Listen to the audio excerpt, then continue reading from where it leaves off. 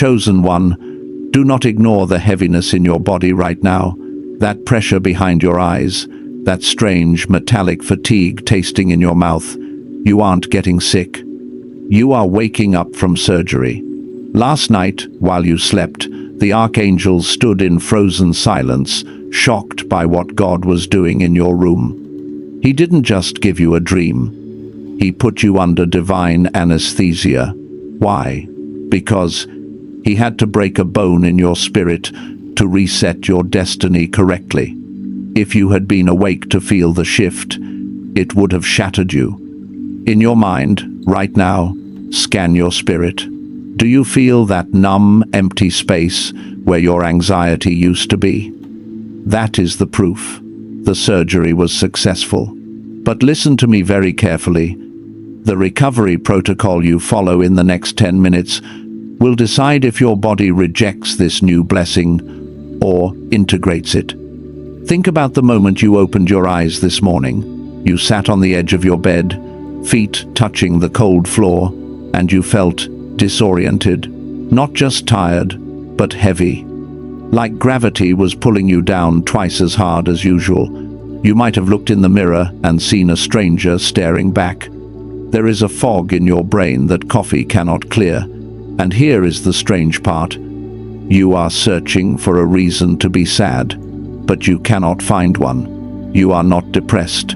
You are not grieving. Yet, you feel this massive weight pressing on your chest. This is the question haunting you right now. Why do I feel so heavy if nothing bad happened yesterday? Why does my spirit feel like it ran a marathon while my body was asleep? Before I answer that, I need you to make a commitment to yourself. Do not click away from this video until the very last second. At the end of this message, I am going to give you the recovery room protocol. These are the specific instructions for how to handle the next 40 hours of your life. If you leave before you get the protocol, you risk ripping the spiritual stitches that God placed in your heart last night. You risk infection from the enemy because you are walking around with an open wound in the spirit. So stay with me. This is not content. This is your post-operative briefing. Now, back to that heaviness. You assume you just had a deep sleep, but there is a difference between rest and what happened to you. Normal sleep restores you. Normal sleep gives you energy. But you woke up drained. You woke up feeling like something was taken out of you. That is because you were not sleeping. You were under anesthesia. In the spiritual realm, God only uses this specific type of heavy sleep for one reason. He never uses it for rest. He never uses it for visions. He uses it when he needs to perform an extraction. He uses it when the thing he needs to do to you is so radical, so invasive, and so dangerous that your conscious mind would panic if you were awake to witness it. So the question you should be asking isn't, why am I so tired? The question is, what did God have to remove from me last night that required total unconsciousness? To understand this, we have to look at the first time this ever happened in history. It is hidden in the book of Genesis, chapter 2, verse 21. Most people read this verse and miss the medical terminology. It says, "The Lord God caused a deep sleep to fall on Adam, and he slept, and he took one of his ribs and closed up the flesh in its place." Stop right there. The Hebrew word used for deep sleep here is tardima. It does not mean a nap. It does not mean resting your eyes. Tardima describes a supernatural trance, a heavy, paralyzed state induced by God himself. It is the biblical equivalent of general anesthesia. Why did God induce tardema on Adam? Because God was about to break Adam's body open. He was reaching into Adam's chest to pull out a rib bone. Imagine the pain of having a bone ripped out of your chest. No human could endure that awake. The pain would cause the body to go into shock and die.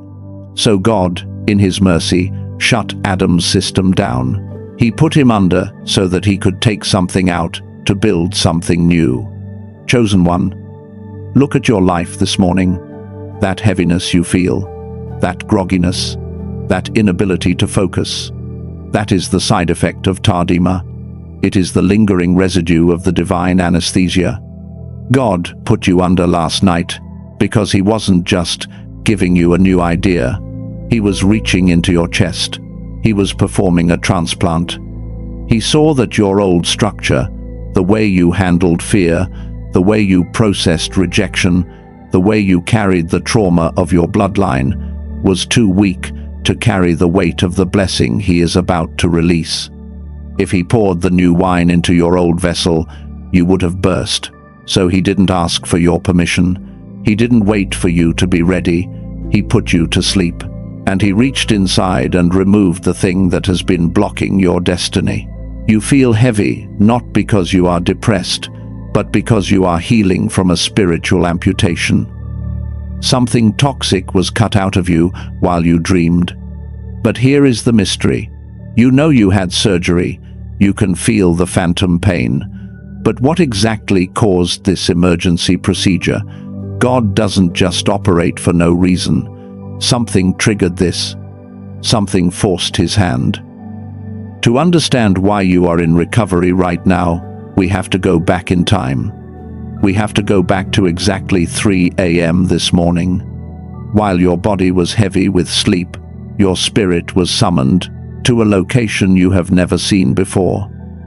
A courtroom where a trial was taking place with your name on the docket, and you missed the whole thing. You were not invited to this trial because you were the defendant, and in this specific court, the defendant's presence was considered a liability. God did not want you to hear the evidence brought against you. He wanted you unconscious. Imagine the scene. It is not a place of soft clouds and harps. The Supreme Court of Heaven is a place of terrifying authority. The floor looks like a sea of glass mixed with fire. The silence is heavy, pressing against the walls like deep water, and standing in the center of the room was your adversary, the accuser. He did not look like a monster. He looked like a prosecutor. He looked confident. He looked like he had already won. And he held in his hand a file, a thick, heavy record of your life. He walked up to the bench, slammed the file down, and the sound echoed like a gunshot through the courtroom. He didn't scream. He didn't lie. That is the scary part. He simply pointed at the empty chair where you should have been sitting, and he started reading the facts. He said, "Look at the record. You want to promote this person? You want to release $1 billion blessing into their hands? Look at the data. Look at 2019. They promised they would change, and they went right back to the same cycle. Look at last month. They prayed for patience and then snapped at their family 2 hours later. They are inconsistent. They are emotionally unstable. They are legally disqualified from carrying this mantle." He turned the pages, pointing out every time you doubted, every secret thought you never told anyone, every time you self-sabotaged just as you were about to succeed. He looked at the throne and said, "You are a just judge. If you give them this blessing, you are violating your own laws. They owe a debt of sin and failure that they cannot pay. Justice demands that you deny their request." The angels watching this trial held their breath, because they knew the accuser was right. The facts were true. Your track record is flawed. By all legal standards, you should have been disqualified right there at 3:15 a.m. At this moment, you would expect a defense attorney to stand up. You would expect Jesus to step forward and make an emotional speech. You would expect him to argue, "But I love them. Please give them another chance." You are waiting for the debate. You are waiting for the argument. But nothing happened. God did not say a word. He did not argue with the accuser. He did not try to justify your mistakes. The silence stretched on for what felt like an eternity. The accuser smiled, thinking his case was unshakable. He thought the silence meant he had won. Then, The judge stood up. He reached out and took the file from the accuser's hand. The record of your debts, the handwriting of every ordinance that was against you. He didn't read it. He didn't check for errors. He took the entire document, the entire history of your failures, and he took a nail. This is the mystery hidden in Colossians chapter 2, verse 14. It says, "He blotted out the handwriting of ordinances that was against us, which was contrary to us, and took it out of the way, nailing it to his cross." Listen to the legal terminology. To blot out does not just mean to cover up with white out. In the ancient Greek legal system, it meant to expunge, to wipe the ink while it was still wet, so that no trace of the writing remained. When God drove that nail through your file last night, He didn't just forgive the debt, He annihilated the record. He looked at the accuser and said, "What record are you talking about? There is no file. There is no history. There is no debt. This court finds no evidence against this chosen one." Case dismissed. The accuser was stunned. He scrambled to grab the file, but it was gone, dissolved into the blood. The legal ground he was standing on vanished. You were declared not just innocent, but justified. Just as if you had never sinned. The verdict was absolute victory. But this is where the story takes a turn. This is why you are still feeling heavy this morning. The accuser, realizing he had lost the legal battle, turned to leave. He was furious. But as he reached the doors of the courtroom, he stopped. He turned back one last time. He looked at the empty chair where your spirit was supposed to be, and then he looked at God. And he said something that made every archangel in the room freeze in horror. He said, "Fine. You erased their past. You destroyed the record. You cleared the debt. But you know, I am right about one thing. You can clear their record, but you cannot change their nature. Look at their heart. It is still the same. It is still prone to fear. It is still wired for trauma. If you pour this massive blessing into that old cracked container, they will just destroy it again. You can save them from me, but you cannot save them from themselves." The silence in the courtroom changed. It shifted from tension to a heavy, sorrowful truth. Because God knew the enemy was right about that one specific thing. Your legal record was clean, but your internal structure, your character, your capacity was still damaged from years of fighting. If God gave you the kingdom right then, at 3:30 a.m., the weight of the glory would have crushed your old heart. You would have self-destructed within a month. God looked at the accuser and said, "You are right. The vessel is not ready."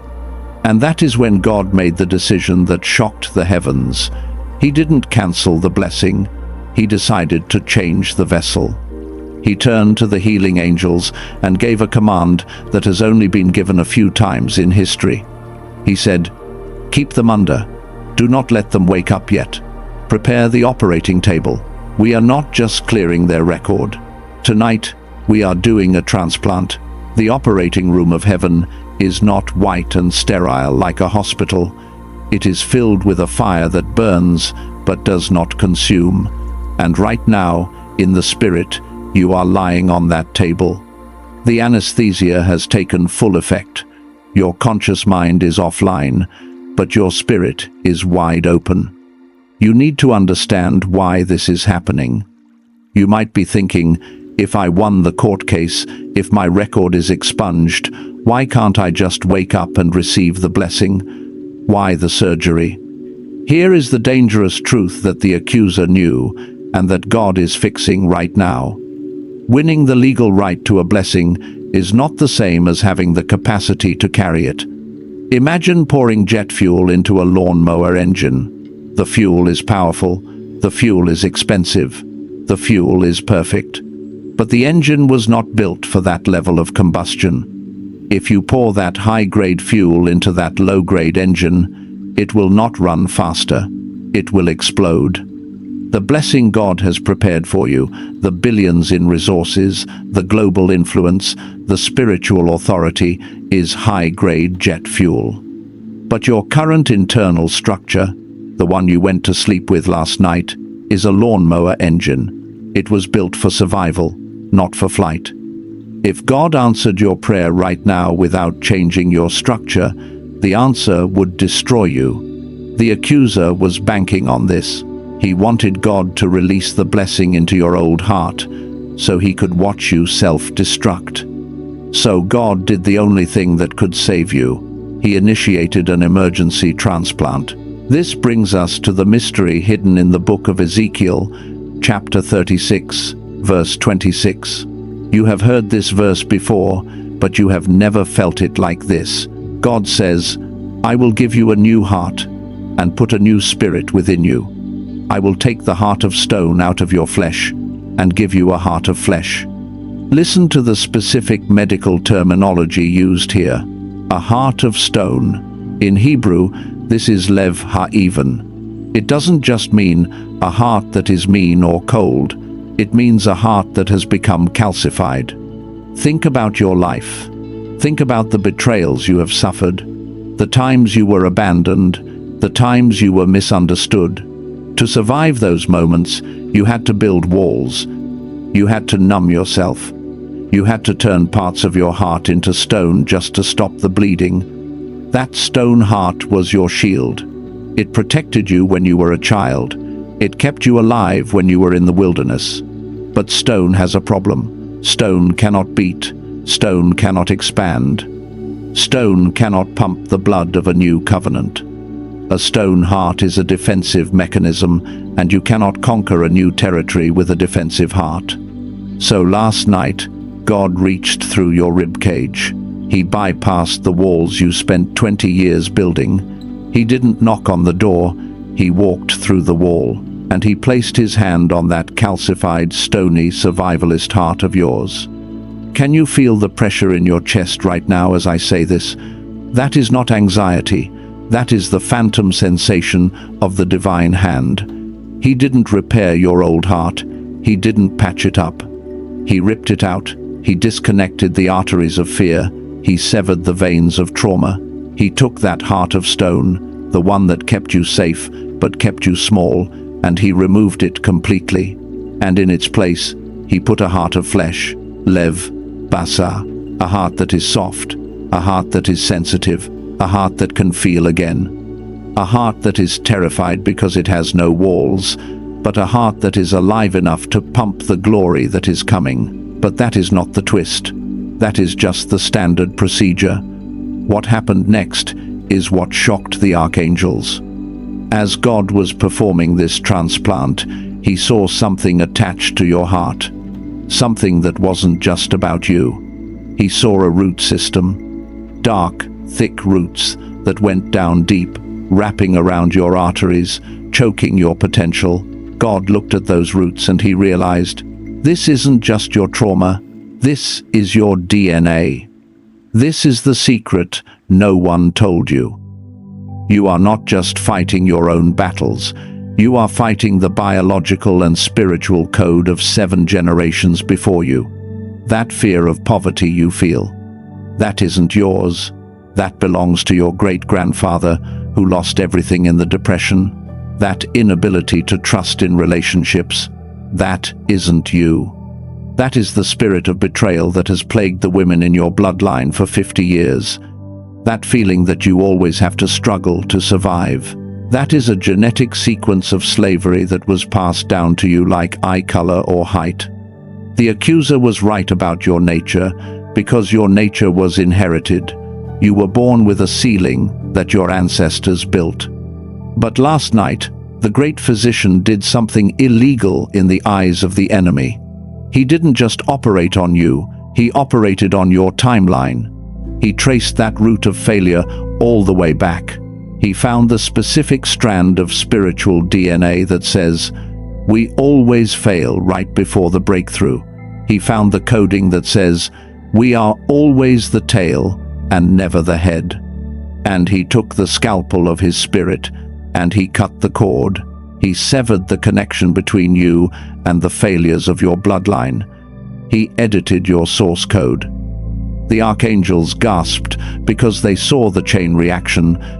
When he cut that cord in you, the chain broke for your children. It broke for your grandchildren.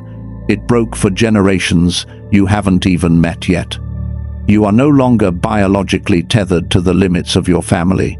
You are the first of a new species in your bloodline. You are the mutation of grace. This sounds impossible, I know, but let me tell you about someone who was sitting exactly where you are sitting just last week. Let's call him Michael. Michael woke up on a Tuesday with a migraine so severe he couldn't open his eyes. He felt dizzy, like the room was spinning. He thought he was having a stroke. He went to the doctor and they found nothing. They said he was physically perfect. Michael didn't know he had undergone divine anesthesia. He didn't know God had severed the poverty gene from his spirit the night before. He spent 2 days in bed, feeling heavy, feeling drained, feeling exactly how you feel right now. He thought he was losing time. He thought he was falling behind. But on the morning of the 3rd day, the headache vanished instantly. And in that silence, an idea dropped into his mind. It wasn't just a good idea, it was a blueprint. A complete architectural structure for a business he had been trying to build for 10 years, but could never figure out. In 10 minutes, he downloaded what he couldn't figure out in 10 years. Why? Because the stone heart that blocked the flow was gone. The genetic ceiling that kept him capped at a certain income level was cut. He wasn't smarter, he was structurally different. Michael received his upgrade through the pain, and you are receiving yours through this heaviness. But listen to me, chosen one. This is the most dangerous part of the procedure. The surgery is finished, the new heart is in, the DNA is rewritten, but you are not safe yet. There is a biological phenomenon called organ rejection. When a body receives a new heart, the immune system often attacks it because it doesn't recognize it. It sees the new heart as a foreign invader. Right now, your mind is the immune system. Your old habits are the immune system. Your old environment is the immune system. And they are waking up. They are looking at this new, soft, powerful, limitless version of you, and they are terrified. They don't recognize you. You are starting to feel a panic rising in your chest. You are starting to feel like you want to run back to the old, safe, stony version of yourself. This is not the enemy attacking you. This is you attacking you. Your body is trying to reject your destiny because it feels unfamiliar. You are feeling the fear of the new. You are standing on the edge of the greatest expansion of your life, and your entire system is screaming at you to retreat. Let us be honest for a moment. Just you and me. No archangels, no demons, no courtroom drama.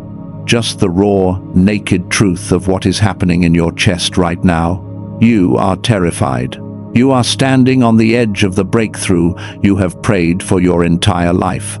The door is open, the chains are cut, the record is expunged, the new heart is beating. And yet, if you could whisper the truth to God without anyone else hearing, you would say something that sounds insane. You would say, God, I think I want to go back. There is a part of you that wants to run back to the wilderness. There is a part of you that misses the struggle. There is a part of you that is looking at this billion-dollar destiny, at this massive responsibility, at this new level of visibility, and you are trembling not with excitement, but with dread. And now, you are spiraling into shame. You are thinking, what is wrong with me? God just performed a miracle. He just rewrote my DNA. He just saved my life. And instead of praising him, I am panicking. I must be ungrateful. I must be broken. I must not be ready. Maybe the accuser was right. Maybe I am a fraud. Stop, breathe, let that shame go. I am here to tell you that what you are feeling is not sin. It is not lack of faith. It is not ungratefulness. It is the biological and spiritual reaction to the death of your old identity. You are experiencing integration pain. We need to go into the shadow right now. We need to look at the ugly thoughts you have been hiding, because if we do not expose them to the light, they will infect your new heart before it has a chance to heal. You are asking yourself, why am I scared of the blessing? Here is the answer you have been avoiding. You are scared of the blessing because you know how to survive the curse. You are an expert at survival. You have a PhD in struggling. You know exactly how to budget when there is zero money in the bank. You know exactly how to handle it when people betray you. You know exactly what to do when you are ignored and rejected. That pain is terrible, yes, but it is familiar. It is predictable. You know the rules of that game. But this new thing, this overflow, this favor, this power, you have no idea how to navigate it. You do not know the rules of the palace. You only know the rules of the prison. And that brings us to the darkest thought of all. The one you bury deep down. The thought is, who am I if I am not fighting? Your entire identity, for years, has been built around being the underdog, the survivor, the warrior who keeps going despite the odds. You wear your scars like badges of honor. You bond with people over your shared trauma. But what happens when the war is over? What happens when you put the sword down? What happens when you are no longer the victim, but the victor? You are terrified that without the struggle, you will disappear. You are terrified that if you are happy, if you are wealthy, if you are whole, you will lose your edge. You will lose your connection to God, because you only know how to pray from a place of desperation. You do not know how to pray from a place of dominion. Let's go deeper. Let's look at the fear of isolation. You are thinking about your family. You are thinking about your friends. You are thinking about the people in your circle who are still stuck in the cycle you just broke out of. And a voice in your head is whispering, if I step into this light, I will leave them in the dark. You are afraid that your success will be an insult to their suffering. You are afraid that the moment you receive your harvest, you will become unrelatable. You imagine the awkward conversations. You imagine the jealousy in their eyes. You imagine having to say no when they ask for money because you are trying to steward your resources, and they call you arrogant. They call you changed. So you self-sabotage. You dim your light. You subconsciously push the blessing away because you would rather be broke and loved than wealthy and alone. You are trying to protect them from your light, but really, you are just protecting yourself from their rejection. And then there is the fear of exposure. The accuser may have left the courtroom, but his voice is still echoing in your mind. He told you that you are inconsistent. He told you that you are unstable, and deep down, you agree with him. You know your own cracks. You know about the anger you still struggle with. You know about the lust you still fight. You know about the laziness that creeps in. And you think, if God puts me on a platform, if he gives me this visibility, everyone is going to see my cracks. I will be a hypocrite. I will be one of those leaders who falls publicly and shames the name of God. It is safer to stay hidden. It is safer to stay small. If I stay small, my mistakes are private. If I get big, my mistakes are a scandal. So you are praying, God, use me, but your heart is screaming, God, hide me. Do you see the conflict? Do you see why your body is heavy? You are a walking civil war. The new heart is pumping faith, but the old mind is pumping fear. And this friction is exhausting you more than any demon ever could. I want you to do something right now. In your mind, I want you to visualize a heavy coat that you are wearing. It is thick, it is dirty, it smells like smoke and sweat. This coat is your trauma identity. It is heavy. but it kept you warm in the winter seasons. It protected you from the biting wind of rejection. You have worn it for so long that it feels like your skin. Now, imagine God asking you to take it off. You feel the panic, don't you? You feel naked without it. You feel vulnerable. You think, if I take this off, what will protect me?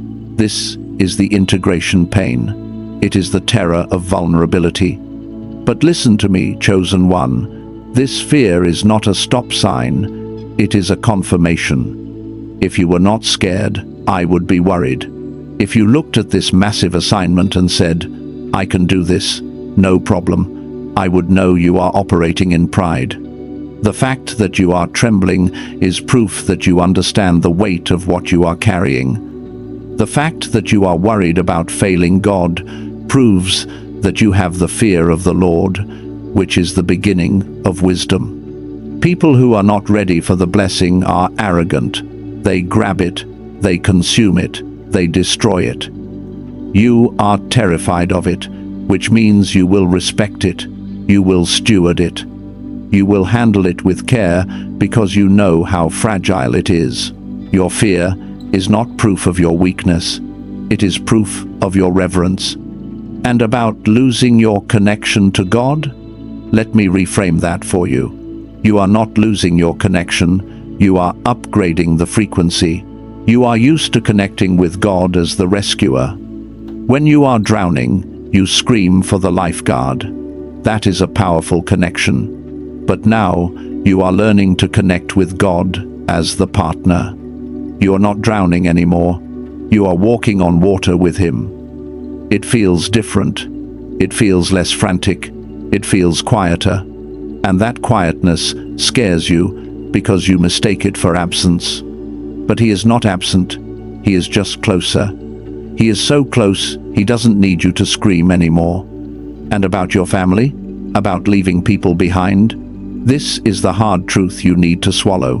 You cannot save people by staying in the pit with them. You can only save them by throwing a rope down from the top. Your success is not a betrayal of your family. It is the redemption of your family. Someone has to go first. Someone has to break the ceiling. Someone has to deal with the survivor's guilt so that the others can see that survival is possible. You are the pioneer. And pioneers are always lonely in the beginning, but they are the ones who build the cities where others will eventually live. So, this heaviness, this desire to run away, it is simply your system recalibrating. You are metabolizing the new DNA. Your spiritual immune system is spiking a fever because it is trying to figure out what this new power is. Do not fight the fear. Do not try to rebuke it. Do not try to pray it away. Acknowledge it. In your mind, right now, speak to that scared part of yourself. Do not scream at it. Speak to it like you would speak to a terrified child. Say to it, I know you are scared. I know this is big. I know we have never been here before. But we are not doing this alone. We have a new heart now. We are safe. Feel your shoulders drop as you say that.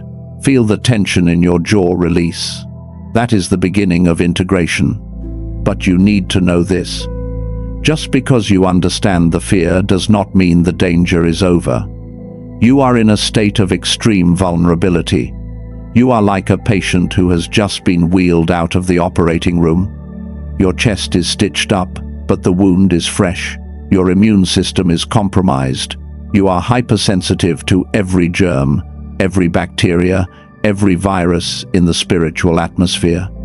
If you walk out into the world right now, acting like everything is normal, you will get sick. If you go back to your old environments, engage in the old conversations, scroll through the old feeds, you will infect the surgery. You will introduce toxins into a sterile environment. You need a place to heal. You need a quarantine zone. In the hospital, after a major transplant, they do not send you to a party. They send you to the recovery room. The recovery room is a controlled environment. The lights are low. The noise is restricted. Visitors are limited. Everything is designed to protect the new organ while it connects to the body. You need a spiritual recovery room. You need to construct a boundary around your spirit for the next 48 hours that is so thick, so impermeable, that nothing toxic can get in. You need to create a sterile field for your new heart to beat for the first time without rhythm disruption. But most chosen ones fail here. They get the surgery, they feel the shift, and then they run immediately to the phone. They run to the comment section. They run to their friends to explain what happened. And in doing so, they rip the stitches. They let the dust of the world settle into the open wound of their spirit. And then they wonder why the blessing died on the vine. I am not going to let that happen to you. I am going to give you the blueprint for your recovery room. To survive this integration phase, to let this new DNA lock into your cells permanently, you must follow a strict protocol. It is not a suggestion, it is a prescription. There are 3 sterile rules that you must obey for the next 2 days. If you break them, you break the seal. If you keep them, you will emerge from this recovery room not just healed, but unbreakable. These rules will feel extreme. Your flesh will hate them. The people around you will not understand them. They will try to pull you out of the room. They will knock on the door. They will demand your attention. But you must hold the line. You are guarding the billion-dollar deposit that God just placed inside of you. You are guarding the new bloodline. Are you ready to enter the recovery room? Are you ready to shut the door on the world so you can open the door to your destiny? Then listen closely, because the next words I speak are the keys to your survival. Before I hand you the protocol, you need to understand the physics of what is happening inside your spirit. If you do not understand the mechanics, you will not respect the rules. And if you do not respect the rules, you will burst. This is not a metaphor I am making up.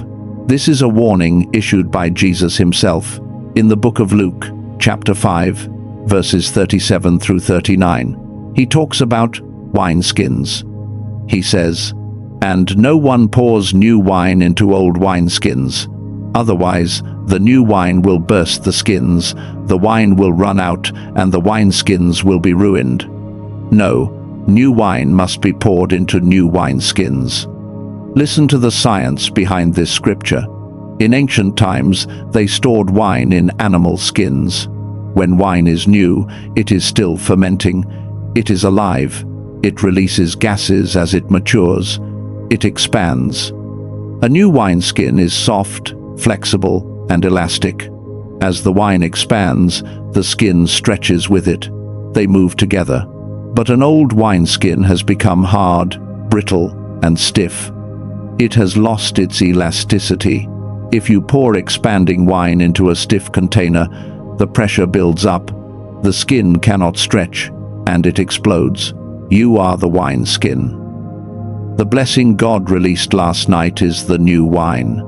Right now, that new wine is fermenting inside you. It is expanding. It is releasing power, revelation, and new authority. It needs room to grow. Your old life, your old conversations, your old habits, they are the old, stiff wineskin. They cannot stretch. If you take this new, expanding internal reality and you try to shove it back into your old, rigid external routine, you will not just lose the blessing, you will ruin the wineskin. That means you will have a mental breakdown, you will have an emotional collapse, you will burn out because you are trying to force a high-frequency expansion into a low-frequency environment. The recovery room protocol is designed to keep your external environment soft and flexible so that you can stretch without bursting. For the next 48 hours, you are under strict orders. You are not to operate as you usually do. You are on spiritual bed rest. This does not mean you stop going to work or stop taking care of your family. It means you change how times you exist in those spaces. You are going to build a sterile bubble around your spirit, and you are going to live inside that bubble while the world moves around you. Here is the first sterile rule. It is the rule of absolute silence. The command is simple. Do not explain yourself to anyone. Do not share your revelation. Do not verbalize the shift. I know the temptation you are feeling right now. You feel this massive change inside, and your first instinct is to run to your spouse, your best friend, or your parent and say, "You won't believe what is happening to me. I feel different." God is doing something huge. You want to share because you want validation. You want them to see what you see. You want them to celebrate the new you. But listen to me. They cannot see the new you yet. They are used to the old you. They are comfortable with the old you. If you bring this new, fragile, embryonic miracle to them, they will inadvertently crush it. They will look at you with confusion.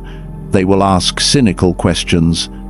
They will say, "You always say this," or "Let's be realistic." And the moment they say that, you will feel the air go out of the balloon. You will feel the doubt rush back in. Why? Because you exposed a sterile wound to a non-sterile environment. Their doubt is a bacteria, and you have no immune system right now. Imagine you are sitting at the dinner table tonight. The plates are clinking. The conversation is normal. Someone brings up a topic that usually triggers you. Maybe it's politics. Maybe it's family drama. Maybe it's a complaint about money. The old you would jump right in. The old you would argue, or complain, or agree with the negativity. The rule of silence demands that you sit there and say nothing. You are physically present, but spiritually, you are in the recovery room. You observe the conversation, but you do not engage. You let the words float past you like smoke. You do not catch them. You do not eat them.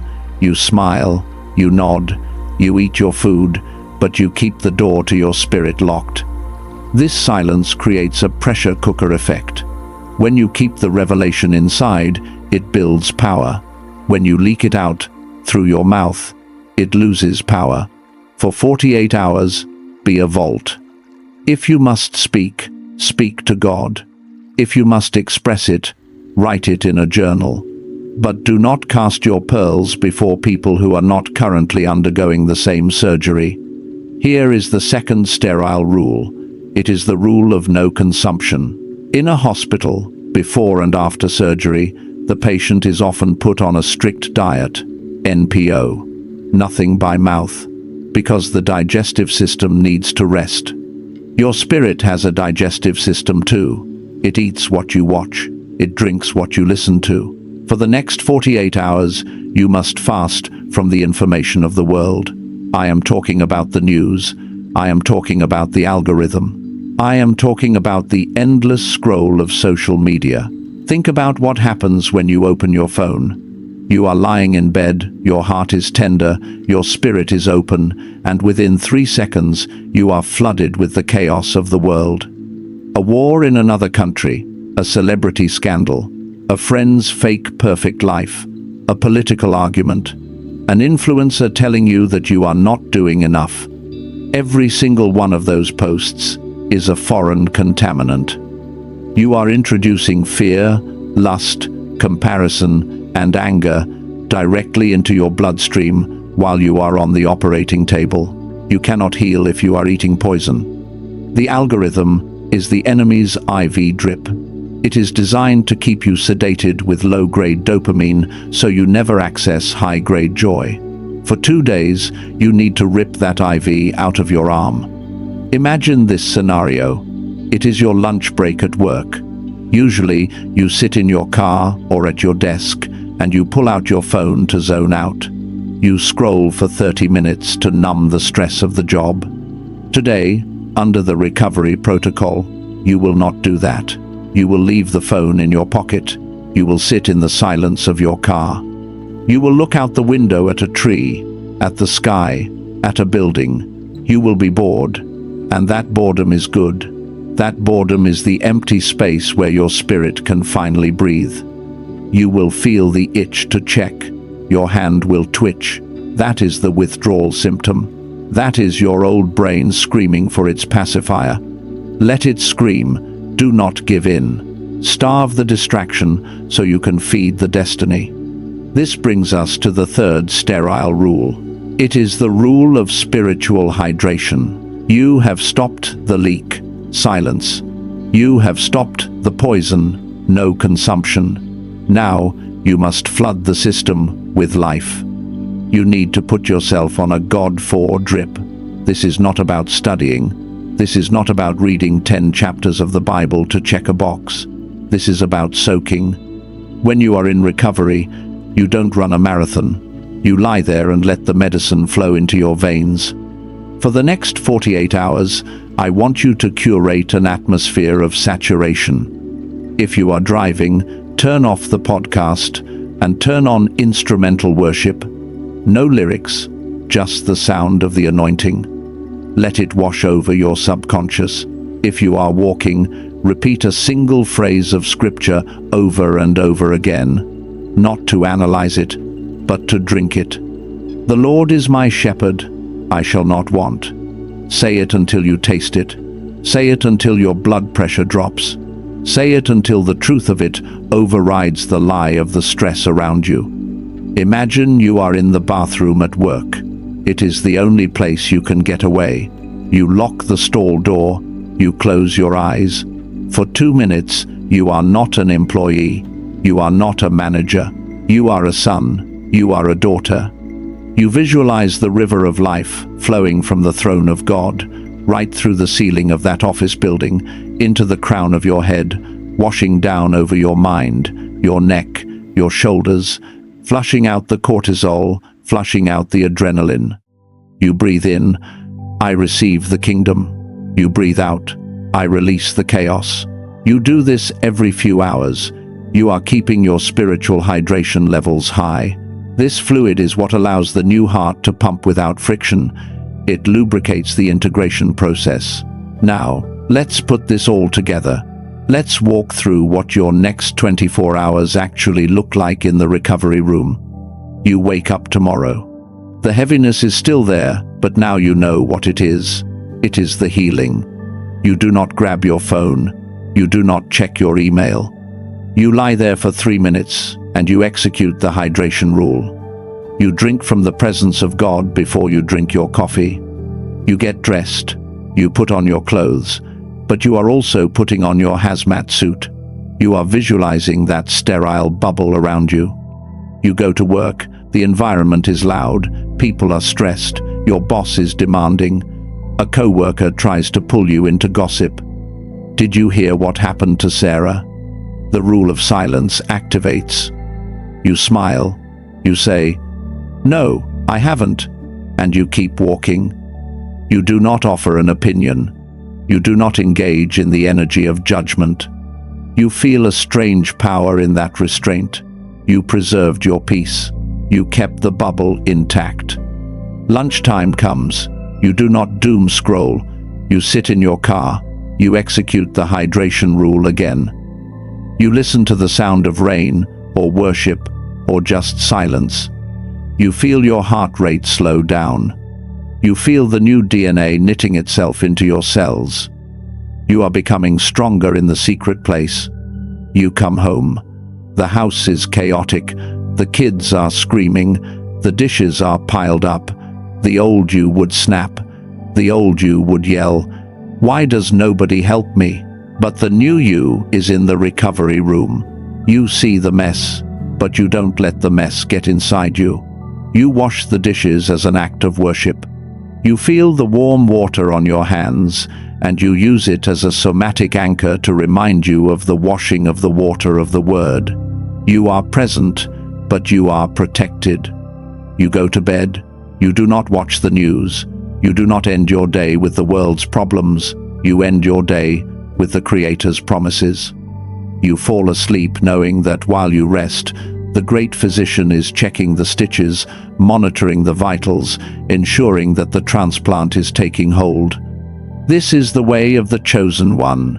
We do not live by the world's rhythm. We live by the rhythm of the Spirit. If you can hold this line for 48 hours, just 2 days, you will cross the threshold. The new heart will lock into place. The new capacity will be secured. You will be ready to handle the weight of the blessing. But I must warn you. The enemy sees what you are doing. He sees you building this recovery room. He sees you putting on the hazmat suit. And he knows he cannot get to you through the front door anymore. He knows he cannot trigger you with the usual noise. So, he is shifting his strategy. He is desperate. If he cannot get you to break the rules, he will try to trick you into thinking the rules are killing you. He is not going to send a demon with a pitchfork. He is going to send a phantom. He is going to send 7 specific illusions to your mind in the next few hours. These are the phantom pains. They feel real. They hurt like reality. But they are smoke and mirrors designed to make you rip out your own IV drip. You are safe in the recovery room, but the windows are about to rattle. You need to know what is outside the door. You need to understand the nature of the enemy you are fighting. He is strategic. He knows he cannot enter the recovery room. He knows the door is locked by your obedience. He knows the new heart God put in you is off limits. So he has switched tactics. He is no longer trying to kill you. He is trying to trick you into killing yourself. He is using a tactic called phantom pain. In medicine, when a person has a limb amputated, they often report feeling pain in the leg that is no longer there. The leg is gone, but the nerve endings in the brain are still firing, creating a hallucination of pain. The pain feels 100% real, but the source is an illusion. This is exactly what is about to happen to your spirit. God has amputated your old nature. He has cut off the old fear, the old poverty mindset, and the old reactions. They are legally and spiritually gone. But your mind doesn't know that yet. Your emotions are still wired to the old system. So the enemy is going to stimulate those old nerve endings. He is going to create holograms of your past problems to make you think the surgery failed. He wants you to feel a pain that isn't there, so that you will react, break the protocol, and tear your own stitches. You need to know exactly what these phantoms look like. If you can name them, you can ignore them. If you ignore them, they starve. If you engage them, they become real. Over the next few hours, as the new DNA settles into your cells, you will face 7 specific forms of phantom pain. I am going to list them so you can check them off as they appear. The first form is phantom guilt. This usually hits right after you set a boundary. You initiate the rule of silence. You decline the invitation. You don't answer the phone. And suddenly, a wave of nausea hits your stomach. You feel a heavy, sinking sensation in your gut. A voice whispers, "You are being selfish. You are hurting people. You are acting better than everyone else." This is not conviction. Conviction brings change. Phantom guilt brings paralysis. The enemy is trying to weaponize your empathy against you. He knows you have a good heart, so he is trying to trick you into opening the door to toxicity out of pity. Do not answer that feeling. Swallow the nausea. It is a lie. The second form is phantom irritation. This is the most common one. You are in the recovery room, trying to be holy, trying to be peaceful, and suddenly you feel a spike of rage that makes no sense. You drop a spoon, and you want to scream. The internet is slow, and you feel heat rising up the back of your neck. Your spouse asks a simple question, and you feel like snapping their head off.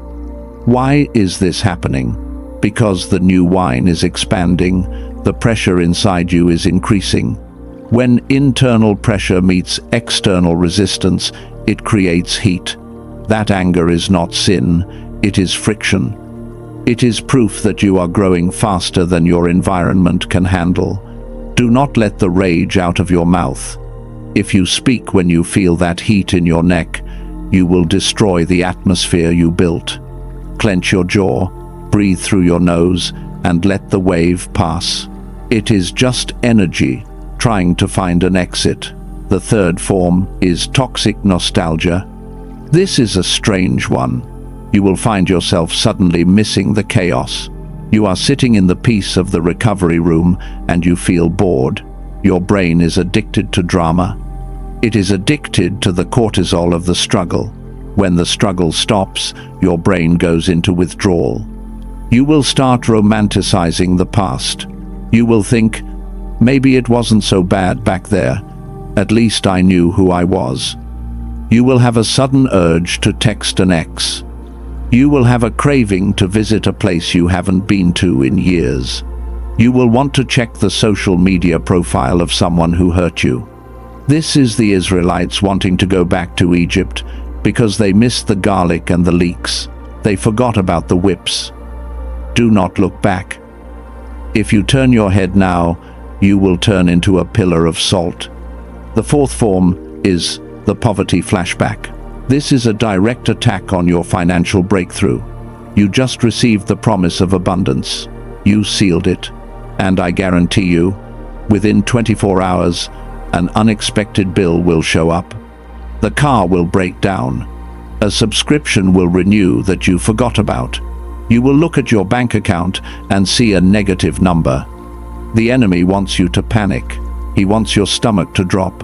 He wants you to say, "See, nothing changed. I'm still broke. God lied." This is a hologram. That bill is real paper, but the fear attached to it is a lie. This is a test of your new heart. The old heart would panic. The new heart looks at the bill and says, "This is an unauthorized transaction in my new reality." Do not react with fear, react with laughter. It is a bluff. The fifth form is the spirit of slumber. I am not talking about needing a nap. I am talking about a supernatural heaviness that hits you the moment you try to pray. You sit down to do your hydration protocol, and your eyelids feel like they weigh 50 pounds. Your brain turns into fog. You can scroll on your phone for 3 hours with perfect energy, but the second you open your Bible, you can't keep your eyes open. This is spiritual anesthesia from the dark side. The enemy is trying to sedate you so you miss the download. When you feel this unnatural sleepiness, do not lie down. Stand up. Walk around the room. Pray out loud. Wake up your spirit. Do not let him chloroform you in the middle of the battle. The sixth form is the imposter spike. This attack happens in your mind. You will be visualizing your future, seeing yourself in that new role, and suddenly a voice will scream in your head, "Who do you think you are? You are a fraud." Everyone is going to find out you are faking it. You will remember a mistake you made 10 years ago in high definition. You will feel the shame of it burn your cheeks.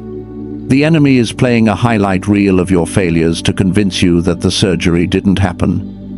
He is trying to drag the old skeleton out of the closet and prop it up in front of the mirror. Don't argue with the voice. Just point to the blood. The blood has deleted the file. The seventh form is the false emergency. The enemy knows he can't get you to sin, so he will try to get you to be busy. He will create a crisis that demands your immediate attention. A friend calls in tears over drama they created. A work project suddenly becomes urgent. A family member needs you to drop everything and save them. Your savior complex will kick in. You will think, "I have to go, I have to help." No, you don't. Unless it is life or death, it is a distraction. The enemy is trying to pull you out of the sterile field into the infection zone. If you run to save them right now, you will drown with them. You are in surgery. You cannot operate on others while you are being operated on. I need to tell you a story about a chosen one who fell for these traps. Let's call him David. David received this same word a year ago. He felt the shift. He entered the recovery room. For 12 hours, he was perfect. He held the silence. But then the phantom irritation hit. He spilled coffee on his shirt before a Zoom meeting. The heat rose up his neck. Instead of breathing, he cursed. He slammed his hand on the desk. He let the rage out. That small crack was all the enemy needed. 10 minutes later, the false emergency hit.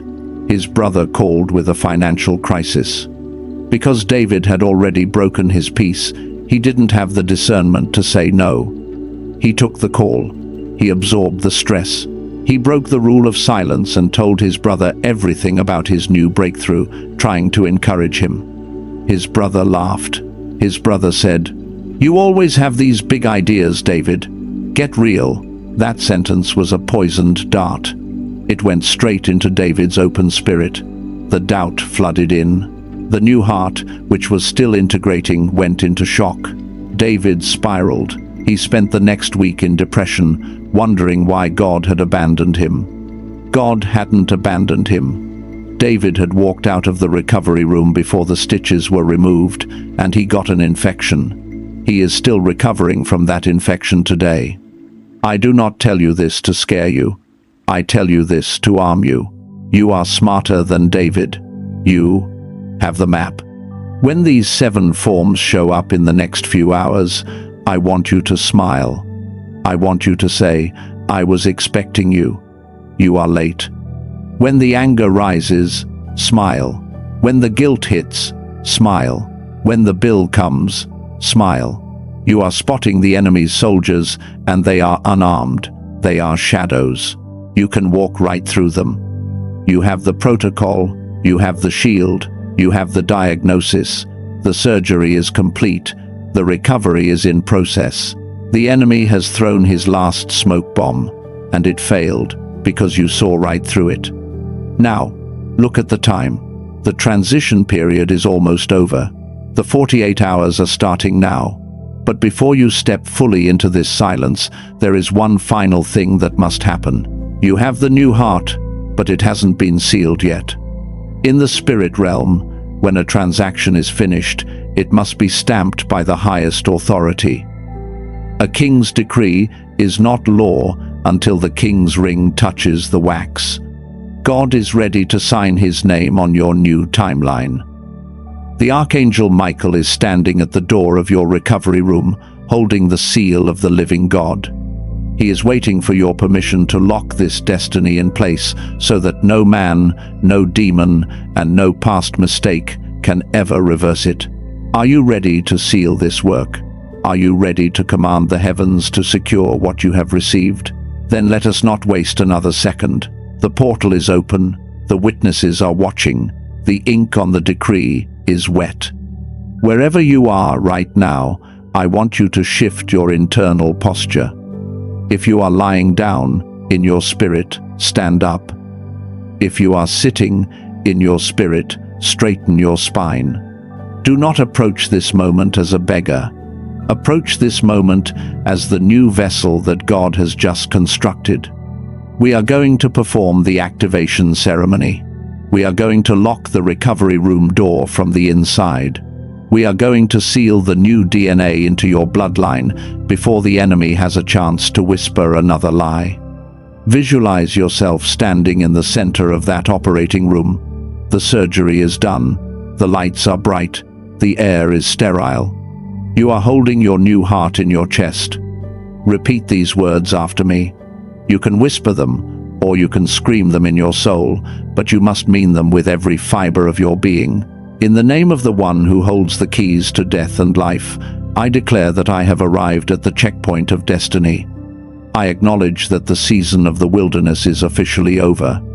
I acknowledge that the person I was yesterday is dead. I thank you for the anesthesia. I thank you for the surgery.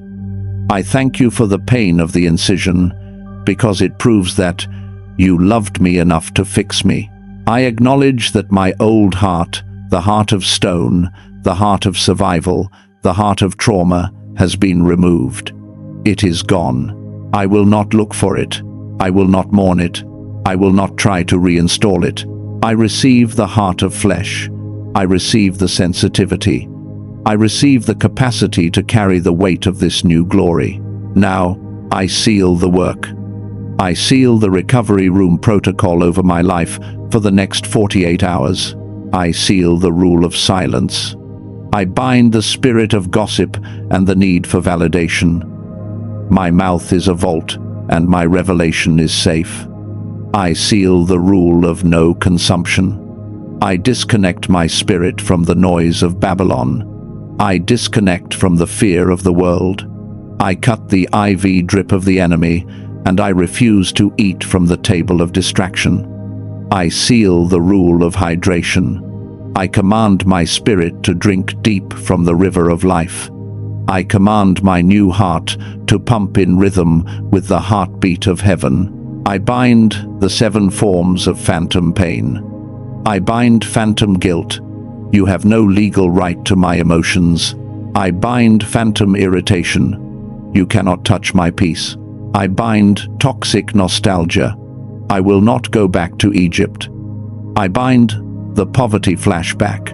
My debt is paid, and my abundance is authorized. I bind the spirit of slumber. I am awake, and I am watching.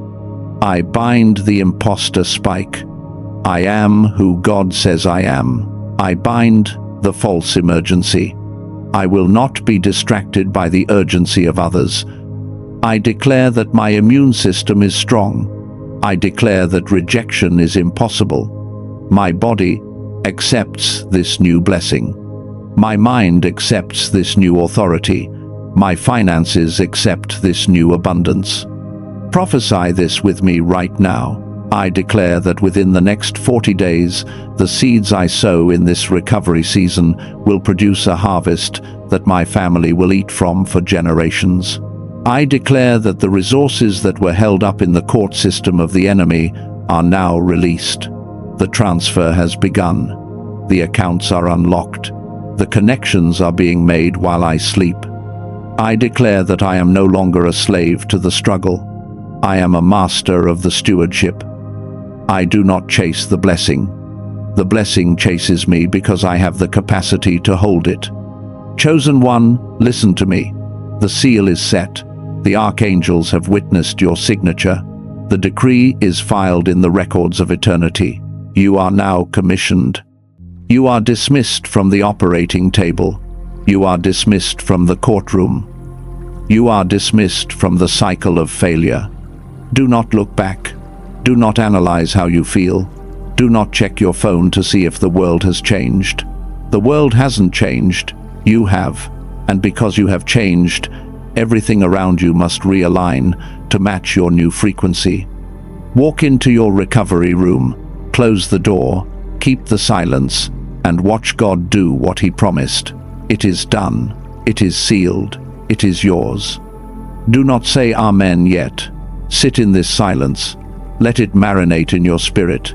Let the weight of it settle. Just breathe.